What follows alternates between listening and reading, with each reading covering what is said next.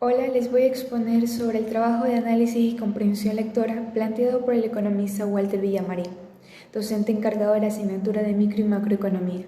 Soy Ana Rizo, mi compañera que les va a hablar a continuación va a ser Marilyn Barbera. Somos estudiantes de la Universidad Laica Eloy Alfaro de Manabí, de la carrera de Mercadotecnia, perteneciente a la Facultad de Ciencias Administrativas, Contables y Comercio.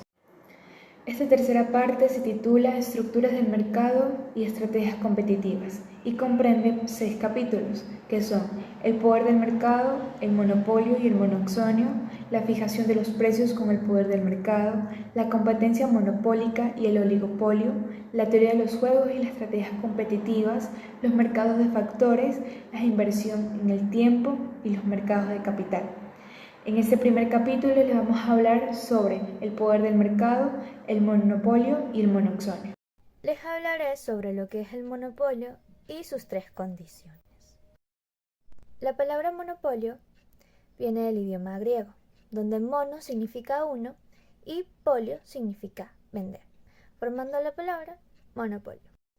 En el mercado de monopolio solamente hay un vendedor y varios compradores. Estas personas, quienes venden tanto un producto o un servicio, tienen la libertad de ponerle el precio que ellos quieran, sin necesidad de hacerle mejoras a la calidad del producto o del servicio, y los compradores solamente pueden aceptarlos. Un mercado está en monopolio cuando se cumplen las 3 siguientes condiciones. La primera condición, que es donde existe un solo vendedor y varios compradores. En un mercado de monopolio existe un solo vendedor llamado monopolista. Pero entonces, ¿cómo es posible teniendo tantas leyes antimonopolio? Pues bueno, es porque el monopolista está protegido por el gobierno para ser el único vendedor del producto o servicio que nos está ofreciendo. Por ejemplo, es como cuando suele pasar con la energía eléctrica, ¿no? O sea, el gobierno se va a asegurar de que la energía eléctrica se pueda ofrecer a todo el país a un precio que sea justo, a un precio que sea accesible. Si el precio fijado por el gobierno causa pérdidas para el vendedor, obviamente el gobierno tendrá que succionar, o sea, tendrá que cubrir parte de los costos los cuales está causando. Entonces, esto nos lleva a la condición número 2. La condición número 2, que es la barrera de entrada, que es extremadamente alta. Bueno, siguiendo con el ejemplo de la energía eléctrica. Aquí el vendedor de la energía eléctrica está protegido por el gobierno, como ya lo dijimos en la primera condición, ¿no? O sea, ¿qué significa? De que el gobierno no va a permitir la entrada a los nuevos competidores.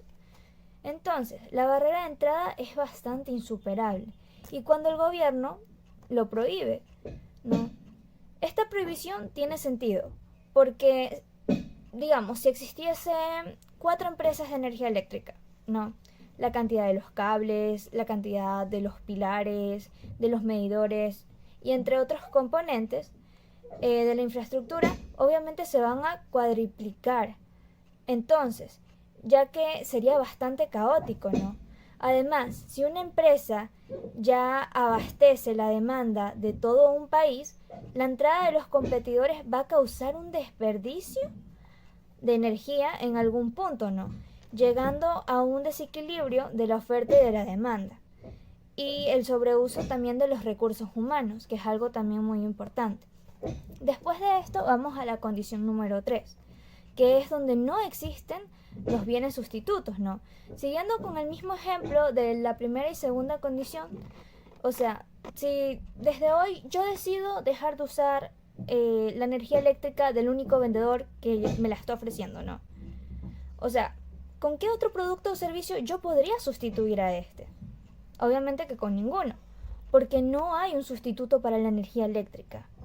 Yo podría comprarme, no lo sé, un generador a gas y podría tener mi propia fuente de electricidad.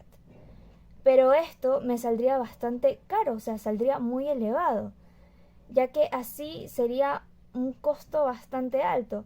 Y en caso de que yo sea vendedora, yo tenga un producto o un servicio en el mercado, pues, o sea, será más caro porque irá reduciendo el nivel también del nivel de la competitividad.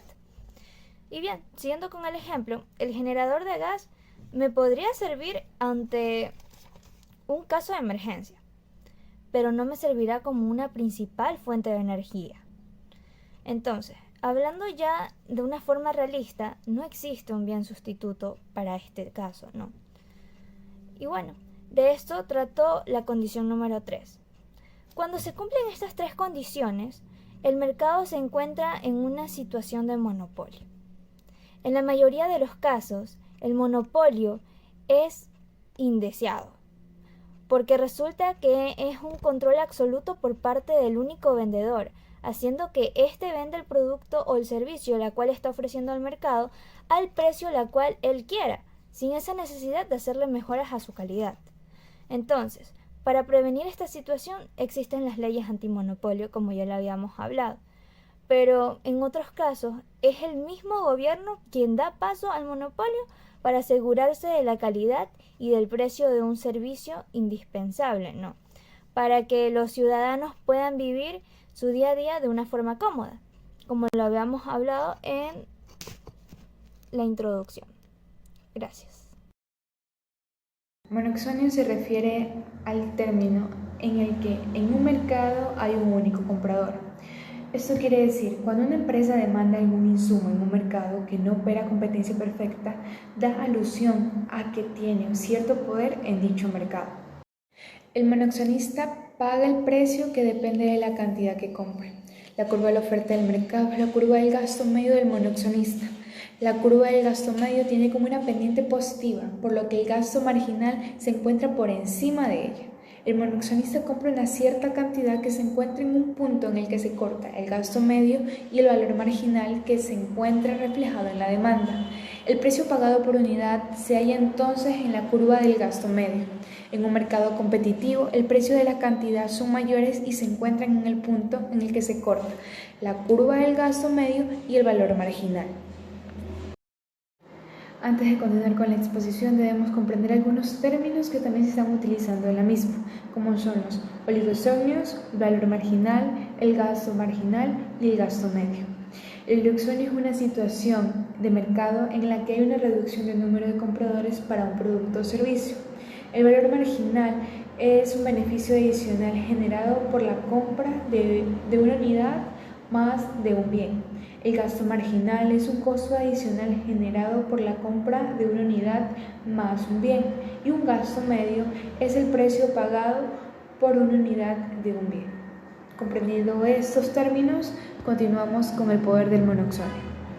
El poder del monoxonio. El poder del monoxonio es una estructura de mercado donde se oferta bienes o insumos que son competitivos, más la demanda no lo es. Eso nos quiere decir cuando existe un único comprador de un bien ofrecido por los proveedores. Las firmas competitivas son tomadoras de precio. Estos fijan sus precios sin importar la cantidad que compres. El poder de este provoca ciertas restricciones en la renta, tanto para los trabajadores como para los propietarios de capital de empresas grandes. Y es una pérdida de la eficiencia y el bienestar neta, porque hay trabajadores que están dispuestos a trabajar por un salario justo y una competencia perfecta, más no por salarios bajos. Por último, les voy a hablar sobre las tres fuentes indispensables del poder del monoxonio. La primera es la elasticidad de la oferta del mercado. Se beneficia porque se enfrenta a una curva de oferta pendiente positiva, por lo que el gasto marginal es superior al gasto medio. Su poder del monoxonio depende totalmente de la elasticidad de la oferta del mercado. Si la oferta es muy elástica, el poder del monoxonio es pequeño y tiene muy pocas ventajas por el hecho de ser un único comprador. La siguiente es el número de compradores. Cuando el número de compradores es muy grande, ninguno de ellos puede influenciar significativamente en el precio. Por lo tanto, cada uno se enfrenta a una curva de oferta elástica del mercado. Esta es casi totalmente competitiva.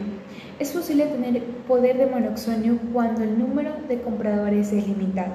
Por último, las relaciones entre los compradores. Cuando hay entre 3 o 4 compradores en el mercado, si estos compiten, presionan al alza sobre el precio hasta que este esté cercano al valor marginal. Si su producto, por lo tanto, tiene poco poder del monoxonio. Bueno, con esto concluimos este primer capítulo. Muchas gracias por la atención prestada.